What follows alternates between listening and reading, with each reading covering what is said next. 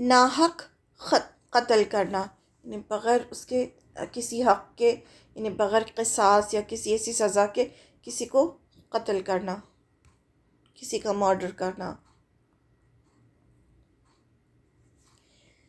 قتل کرنا کبیرہ گناہ ہے جس کی سزا لمبی مدت تک جہنم میں رہنا ہے۔ قاتل دنیا میں اللہ تعالیٰ کے غضب کا شکار رہتا ہے، اللہ تعالیٰ کی رحمت سے محروم ہو جاتا ہے اور آخرت میں دردناک عذاب کا شکار ہوگا۔ یعنی اسے دنیا میں بھی سزا ملتی ہے اور آخرت میں بھی ملے گی۔ آپ صلی اللہ علیہ وسلم نے فرمایا، قیامت کے دن سب سے پہلے بندوں کے حق میں، بندوں کا حق میں پوچھا جائے گا سوال، اور اللہ کا حق، حقوق العباد اور حقوق اللہ، دو کے بارے میں سوال کیے جائیں گے۔ تو حقوق العباد میں سب سے پہلے بندوں کے حق میں سے لوگوں کے بیچ قتل کا فیصلہ کیا جائے گا، یعنی سب سے بڑا گناہ ہے یہ۔ مسلمان کے قتل کے مقابلے میں اللہ تعالیٰ کو ساری دنیا کا برباد ہو جانا گوارا ہے، یعنی اتنا بڑا سنگین گناہ ہے یہ۔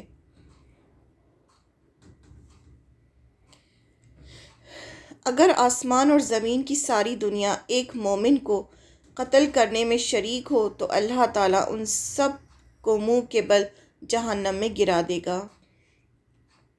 مقتول قیامت کے دن قاتل کو اس حال میں لے کر آئے گا کہ اس کی پیشانی اور سر اس کے ہاتھ میں ہوں گے، مقتول یعنی جس کا قتل ہوا ہے۔ مقتول کی رگوں سے خون بہہ رہا ہوگا اور وہ کہے گا، اے میرے رب، اس نے مجھے قتل کیا تھا۔ یہی کہتے کہتے وہ اسے عرش الہی کے قریب لے جائے گا، یعنی جو مقتول ہوگا، جس کا قتل ہوا ہوگا، وہ قاتل کو لے کر آئے گا اور اللہ تعالیٰ سے کہے گا کہ اس نے مجھے قتل کیا تھا۔ ایک صحابی نے پوچھا، یا رسول اللہ صلی اللہ علیہ وسلم، اگر کوئی کافر تلوار سے میرا ہاتھ کاٹ دے اور غائب ہو جائے اور جب میں اسے قتل کرنے لگوں تو وہ لا الہ الا اللہ کہہ دے تو کیا میں اسے قتل کر سکتا ہوں؟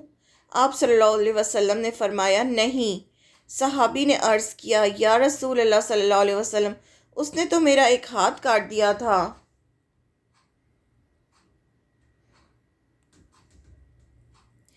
آپ صلی اللہ علیہ وسلم نے ارشاد فرمایا، کلمہ پڑھنے کے بعد اب اگر تو اسے قتل کرے گا تو وہ تیری اس مظلومیت کی جگہ پر ہوگا جس پر تو اسے قتل کرنے سے پہلے تھا، یعنی اب وہ مظلوم ہو جائے گا اور تم ظالم ہو جاؤ گے۔ جس نے کسی ذمی کو قتل کیا اللہ اس پر جنت حرام کر دے گا۔ ذمی کو قتل کرنا اور زیادہ گناہ ہے۔ ناحق قتل کرنے والے کے لیے یہ 4 سزائیں ہیں: ہمیشہ کی جہنم، اللہ تعالیٰ کا غصہ، اللہ تعالیٰ کی لعنت اور عذاب عظیم یعنی دردناک عذاب۔ اللہ کی لعنت بھی ہے، اللہ کا غصہ بھی ہے، عذاب عظیم یعنی دردناک عذاب بھی ہے، اور ہمیشہ ہمیشہ کی جہنم ہے۔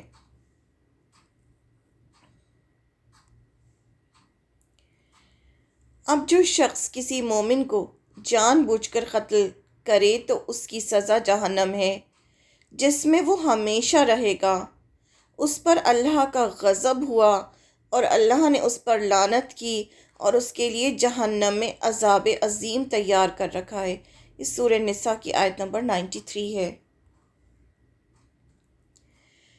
قیامت کے روز حقوق العباد میں سے سب سے پہلے قتل کے مقدمات کا فیصلہ کیا جائے گا۔ جس نے کسی کا قتل کیا ہوگا ان کے مقدموں کا فیصلہ پہلے ہوگا حقوق العباد میں، اور حقوق اللہ میں سب سے پہلے نماز کا فیصلہ ہوگا۔ حضرت عبداللہ بن مسعود رضی اللہ عنہ کہتے ہیں، رسول اللہ صلی اللہ علیہ وسلم نے فرمایا، قیامت کے روز لوگوں کے درمیان سب سے پہلے خون کا فیصلہ کیا جائے گا۔ اسے مسلم نے روایت کیا ہے۔ قیامت کے روز مقتول اپنے قاتل کو پیشانی کے بالوں سے گھسیٹتے ہوئے اللہ کے دربار میں لائے گا۔ حضرت عبداللہ بن عباس رضی اللہ عنہ سے روایت ہے کہ نبی اکرم صلی اللہ علیہ وسلم نے فرمایا، مقتول قاتل کو قیامت کے روز اس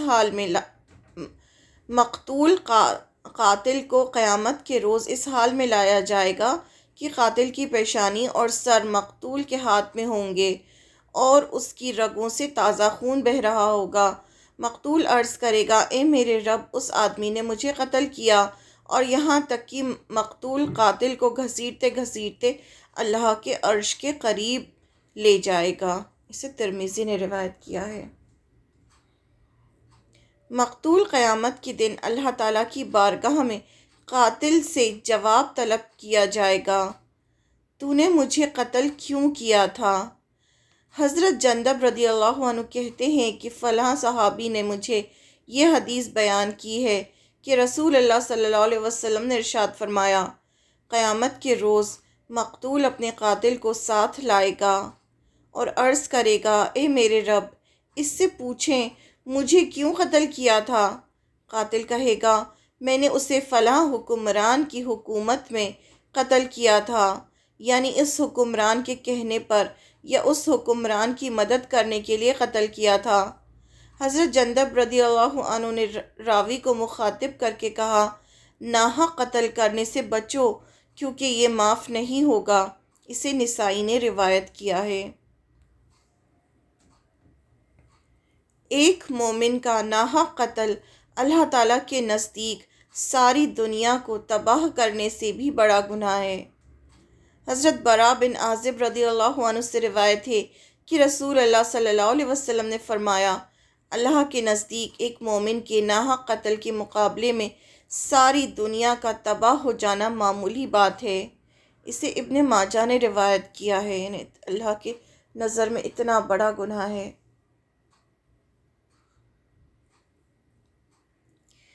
خون ناحق قتل کی مغفرت میں رکاوٹ بن جاتا ہے، یعنی کسی کو مارنا اللہ تعالیٰ کی مغفرت روک دیتا ہے۔ حضرت عبداللہ بن عمر رضی اللہ عنہ کہتے ہیں کہ رسول اللہ صلی اللہ علیہ وسلم نے فرمایا، مومن اپنے دین کے معاملے میں ہمیشہ کشادہ رہتا ہے، یعنی اس کی مغفرت کی امید رہتی ہے جب تک ناحق خون نہ کرے، یعنی اتنا بڑا گناہ ہے، خون جب تک نہ کرے تب تک اس کی مغفرت کی امید رہتی ہے۔ جب خون کر دیتا ہے تو وہ مغفرت جو ہوتی ہے اس کی رکاوٹ بن جاتی ہے اس کی اللہ تعالیٰ کے سامنے۔ اسے بخاری نے روایت کیا ہے۔ ناحق خون تباہی کا ایک ایسا گڑھا ہے جس میں گرنے کے بعد سلامتی سے نکلنے کی امید نہیں رہتی۔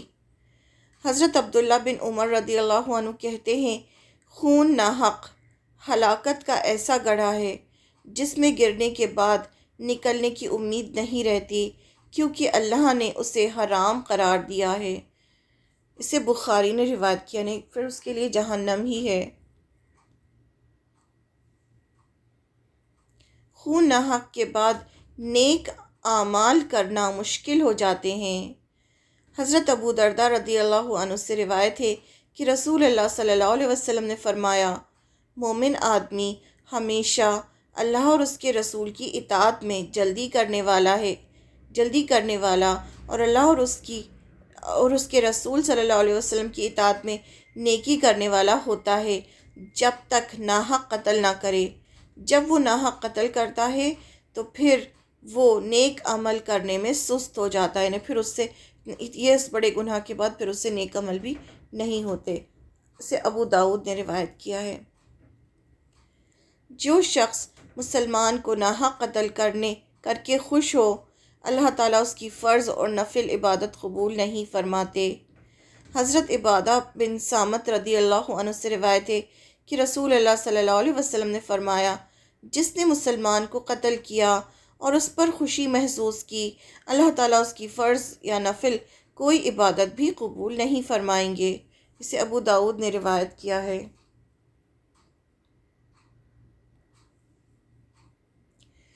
مومن کا ناحق قتل بھی شرک اور کفر کی طرح ناقابل معافی جرم ہے۔ جیسے شرک اور کفر کا معافی نہیں ہوگی، ویسے ہی اس کی بھی معافی نہیں ہوگی۔ حضرت ابو درداء رضی اللہ عنہ کہتے ہیں، میں نے رسول اللہ صلی اللہ علیہ وسلم کو فرماتے ہوئے سنا ہے، اللہ کے یہاں ہر گناہ کی معافی کی امید کی جا سکتی ہے سوائے اس کے جو شرک کی حالت میں مرا، یا وہ مسلمان جس نے جان بوجھ کر کسی مسلمان کو قتل کیا۔ اسے ابو داؤد نے روایت کیا ہے۔ حضرت معاویہ کہتے ہیں میں نے رسول اللہ صلی اللہ علیہ وسلم کو فرماتے ہوئے سنا ہے ممکن ہے اللہ ہر گناہ معاف فرما دے سوائے اس آدمی کے جس نے جان بوجھ کر مومن کو قتل کیا اور اس آدمی کے جو کفر کی حالت میں مرا۔ اسے نسائی نے روایت کیا ہے۔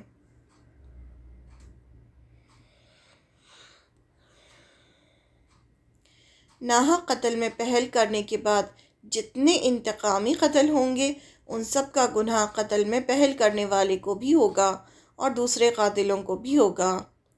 حضرت عبداللہ بن مسعود رضی اللہ عنہ کہتے ہیں کہ رسول اللہ صلی اللہ علیہ وسلم نے فرمایا جب کوئی شخص ظلماً کسی کو قتل کرتا ہے ظلم کرتا ہے کسی کو قتل کر کے تو آدم علیہ السلام کے پہلے بیٹے قابیل پر بھی اس گناہ کا حصہ آتا ہے کیونکہ سب سے پہلے قتل کی شروعات اسی نے کی تھی۔ اسے مسلم نے روایت کیا ہے۔ ناحق قتل کرنے والے جہنم کی آگ کی گرم ترین عذاب میں مبتلا کیے جائیں گے۔ حضرت ابو سعید رضی اللہ عنہ سے روایت ہے کہ نبی کریم صلی اللہ علیہ وسلم نے فرمایا جہنم سے ایک گردن ظاہر ہوگی جو کلام کرے گی یعنی بات کرے گی اور کہے گی آج میں 3 آدمیوں پر شدید عذاب دینے کے لیے مسلط کی گئی ہوں۔ ایک حق سے دشمنی رکھنے والے سرکش کی، دوسرا اللہ کے ساتھ کسی دوسرے کو الہی جاننے والے اور تیسرا ناحق قتل کرنے والا۔ ان 3 لوگوں کے لیے جہنم بہت شدید غصے میں ہوگی۔ جہنم میں گھسیٹ کر شدید گرم حصے میں پھینک ڈالے گی۔ اسے طبرانی نے روایت کیا ہے۔ مومن آدمی کے خون ناحق کو حق سمجھ کر قتل کرنا کفر ہے۔ حضرت عبداللہ بن عمر رضی اللہ عنہ سے روایت ہے کہ نبی کریم صلی اللہ علیہ وسلم نے فرمایا میری وفات کے بعد ایک دوسرے کو قتل کر کے کافر نہ بن جانا۔ اسے بخاری نے روایت کیا ہے۔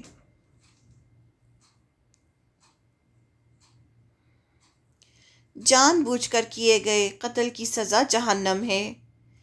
جو انسان قصاص لینے میں رکاوٹ بن گیا اور اس پر اللہ کی لعنت اور عذاب ہے، اس کی فرض یا نفل یعنی کوئی بھی عمل اللہ کے پاس قبول نہیں۔ دیت 100 اونٹوں کی قیمت کے برابر دی جاتی ہے۔ دیت کیا ہوتا ہے؟ جب کوئی مر جاتا ہے تو اس کے جو قاتل ہوتا ہے اس کو کہا جاتا ہے، اس کے گھر والے جو مقتول کے گھر والے ہوتے ہیں وہ اس سے دیت لے لیتے ہیں اور پھر اسے چھوڑ دیتے ہیں اگر ان کی مرضی ہوتی ہے تو۔ اگر وہ کہتے ہیں کہ نہیں قصاص ہوگا ہی نہیں، اس کو بھی قتل کرو، تو پھر قصاص ہوتا ہے، ورنہ پھر دیت ہوتی ہے، اور دیت ایک جان کے بدلے 100 اونٹوں کی قیمت کے برابر ہوتی ہے۔ قتل خطا۔ اب قتل خطا کیا ہوتا ہے؟ غلطی سے آپ کا ارادہ نہیں تھا کسی کو مارنے کا لیکن غلطی سے قتل ہو گیا، اسے قتل خطا کہتے ہیں۔ یعنی اگر کسی کا ارادہ یا نیت کسی کو قتل کرنے کا نہ ہو اور لڑائی جھگڑے میں کوئی ایسا ہتھیار استعمال نہ کیا گیا ہو جس سے عام طور پر قتل کیا جاتا ہو جیسے خنجر یا تلوار، چاقو، لیکن وہ غلطی سے قتل کر دے تو اسے چاہیے کہ ایک مسلمان غلام آزاد کرے۔ اب اسے کفارہ دینا ہوگا، اس آدمی کو ایک غلام آزاد کرے اور مقتول کے وارث کو دیت ادا کرے، یعنی جو مر گیا ہے اس کو دیت بھی دے، اور یا یہ کہ مقتول کے وارث اسے معاف کر دیں۔ یعنی تینوں کنڈیشنز ہو سکتی ہیں۔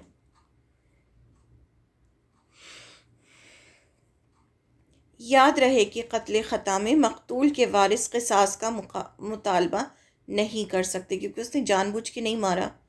جو غلام آزاد کرنے کی استطاعت نہ رکھتے ہوں تو اسے لگاتار 2 مہینے کے روزے رکھنے ہوں گے۔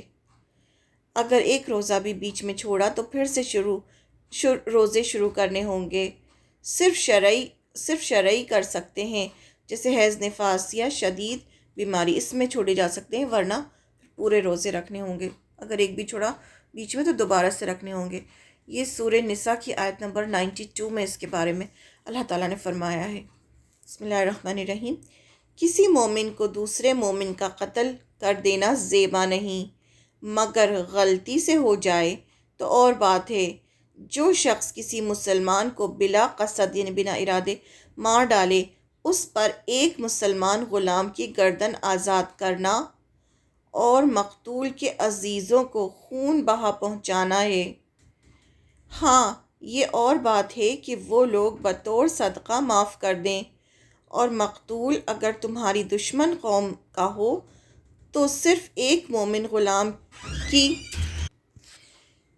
ہاں، یہ اور بات ہے کہ وہ لوگ بطور صدقہ معاف کر دیں، اور مقتول اگر تمہاری دشمن قوم کا ہو تو صرف ایک مومن غلام کی گردن آزاد کرنی لازمی ہے، اور اگر مقتول اس قوم سے ہو کہ تم میں اور ان میں عہد و پیمان ہے تو خون بہا لازم ہے، جو اس کے کنبے والوں کو پہنچایا جائے، اور ایک مسلمان غلام کو آزاد کرنا بھی ضروری ہے۔ بس جو نہ پائے تو اس کے ذمے 2 مہینے کے لگاتار روزے ہیں، اللہ تعالیٰ سے بخشنے کے لیے، اور اللہ تعالیٰ بخوبی جاننے والا اور حکمت والا، یعنی ہم چاہتے ہیں کہ اللہ تعالیٰ اس گناہ کی بخشش کر دے تو یہ کام کرنا ہوگا۔ سورہ نساء آیت نمبر 92۔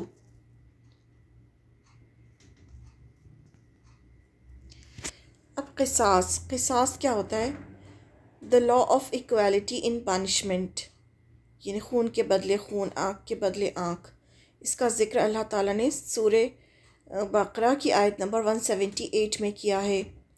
اے لوگوں جو ایمان لائے، یعنی جو کچھ بھی ہم یہ سزائیں اور جو کچھ بھی پڑھ رہے ہیں یہ اللہ تعالیٰ نے بیان کیے ہیں قرآن مجید میں، اور آپ صلی اللہ علیہ وسلم کی حدیثوں سے ہمیں پتہ چلتا ہے۔ اے لوگوں جو ایمان لائے ہو، تم پر قتل کا بدلہ لینا فرض کیا گیا ہے، آزاد کے بدلے، غلام کے بدلے، عورت کے بدلے، ہاں جس کسی کو اس کے بھائی کی طرف سے، بھائی یعنی بھائی مسلمان کو بھائی کہا جاتا ہے، جس کا قتل ہوا ہے اس کے گھر والوں کی طرف سے کچھ معافی دے دی جائے تو اسے بھلائی کرنی چاہیے، اور احسان کے ساتھ دیت یعنی بلڈ منی ادا کرنا چاہیے۔ تمہارے رب کی طرف سے یہ رعایت اور رحمت ہے، اس کے بعد بھی جو سرکشی کرے اسے دردناک عذاب ہوگا۔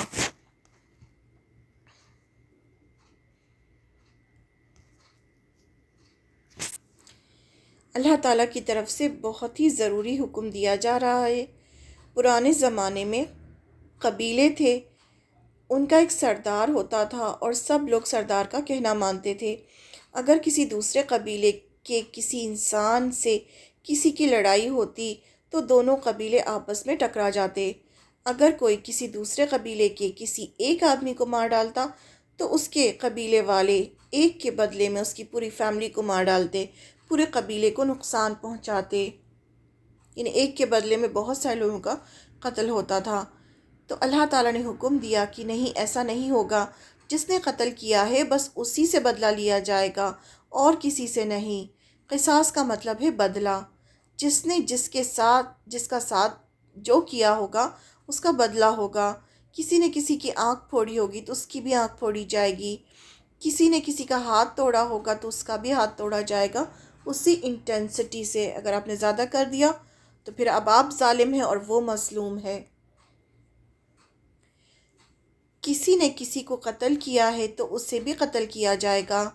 یہ سزا دینے کا حق اسلامک گورنمنٹ کا ہوگا، کوئی اپنا بدلہ خود نہیں لے سکتا۔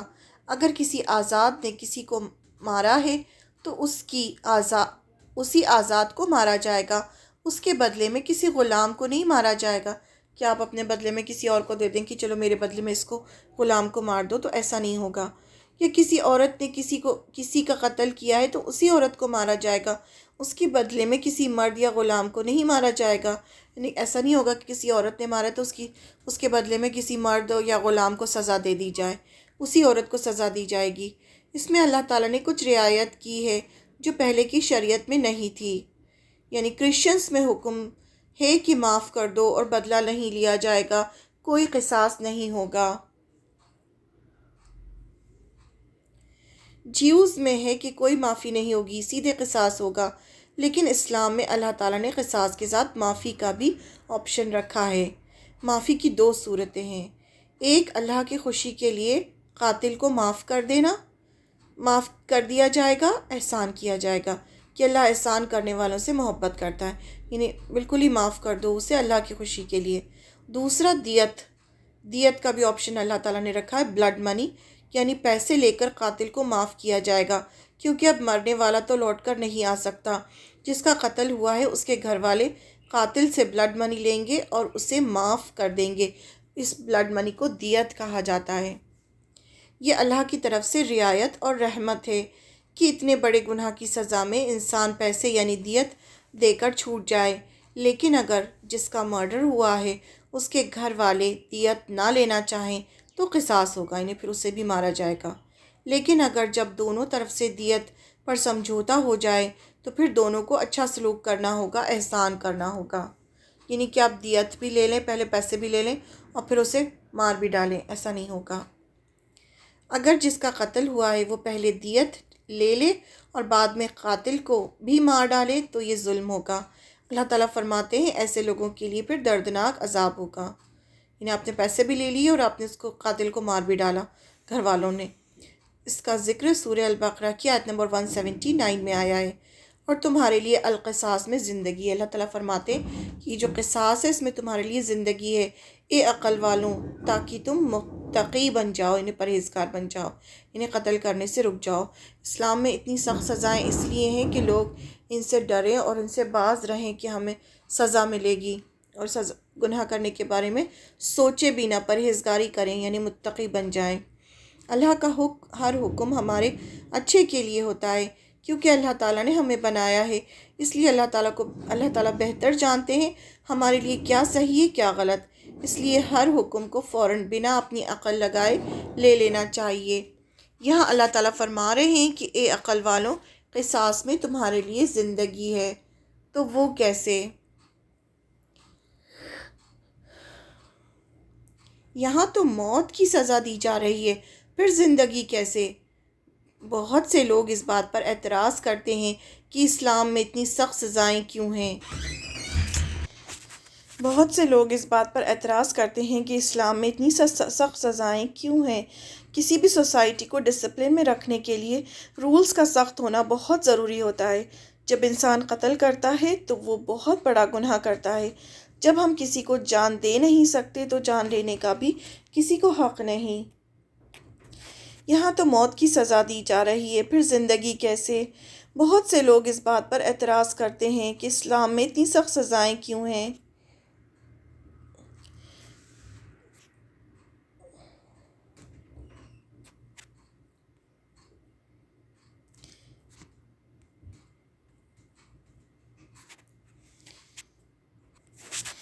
پھر کہا گیا کہ اس لیے کہ تم متقی بن جاؤ۔ اللہ تعالیٰ چاہتے ہیں کہ کوئی گناہ نہ کرے اور ہر ایک پرہیزگار ہو جائے، لیکن کچھ لوگوں کے لیے یہ سزا رکھی گئیں جو اللہ کی حدود سے آگے بڑھتے ہیں تاکہ وہ رک جائیں، ایسے گناہ کے بارے میں سوچے بھی نہ۔ اسلام میں یہ سزا بیچ سڑک پر دی جاتی ہے، سب کو اکٹھا کر کے سب کے سامنے گردن کاٹ دی جاتی ہے تاکہ سب دیکھیں اور ڈریں اور کوئی یہ گناہ کرنے کے بارے میں سوچے بھی نہ۔ اسلام ڈیوائن ریلیجن ہے۔ قرآن اللہ کے ورڈز ہیں جو آسمان سے نازل ہوئے ہیں۔ اس میں جتنے بھی لاز ہیں وہ شریعہ کہلاتے ہیں۔ ایک مسلم کے لیے ان رولز کو فالو کرنا ضروری ہے جن کو دنیا میں سزا مل جاتی ہے، پھر وہ آخرت کی سزا سے بچ جاتے ہیں، یعنی پھر وہ معافی مانگ لیتے ہیں اللہ تعالیٰ سے تو اللہ تعالیٰ انہیں بخش دیتے ہیں۔ اسی طرح چوری کی سزا میں ہاتھ کاٹا جاتا ہے۔ زنا یعنی اللیگل سیکشل انٹرکورس میں ان میرڈ کو 100 کوڑے لگائے جاتے ہیں اور میرڈ کو پتھر مار مار کر مار دیا جاتا ہے جب تک کہ وہ مر نہ جائیں، یعنی پتھر مارے جاتے ہیں جب تک کہ وہ مر نہ جائیں۔ اگر کوئی کسی پر زنا کا جھوٹا الزام لگاتا ہے تو اس کو 100 کوڑے مارے جاتے ہیں۔ ایسے ہی جو شراب پیتا ہے جو زنا کا جھوٹا الزام لگاتا ہے اسے 80 کوڑے مارے جاتے ہیں۔ ایسے ہی جو شراب پیتا ہے اسے بھی 80 کوڑے مارے جاتے ہیں۔ یہ اسلامک لاز شریعہ ہے۔ یہ ساری سزائیں پبلک میں دی جاتی ہیں تاکہ کوئی ایسا کرنے کے بارے میں سوچے بھی نہ۔